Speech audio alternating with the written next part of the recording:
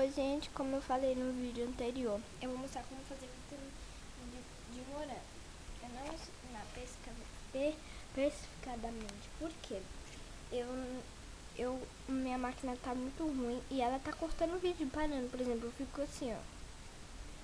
Do jeito que por exemplo, eu vou pegar um negócio e na hora que eu faço assim, ela para. Tá? Então eu vou fazer umas coisas bem devagarzinho. Você vai pegar seu Danone de morango que eu ensinei a fazer no vídeo anterior e deixar ele lá, porque você não vai dar pra sua bigolagem, né? Então depois você vai querer jogar fora, ou sua mãe vai querer jogar fora. Se não jogar fora, vamos usar pra fazer vitamina de morango.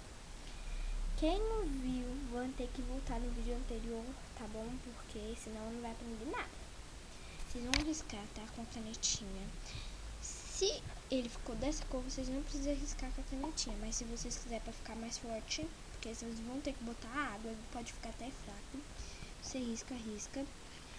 E depois bota tudo. Vocês vão ter que botar mais ou menos. Aqui, ó. Deixa eu botar a câmera aqui rapidinho. Pega o seu... Vai botar um dedo, tá? Calma aí. Então, como eu falei, você bota tá, até aqui um dedinho. Bota o negócio, mistura.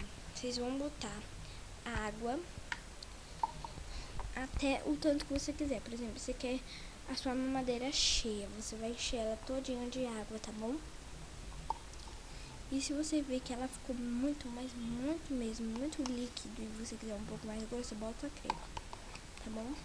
Eu já botei água aqui, eu vou botar um pouco, senão vocês vão ver que eu não vou nem estar explicando, tá?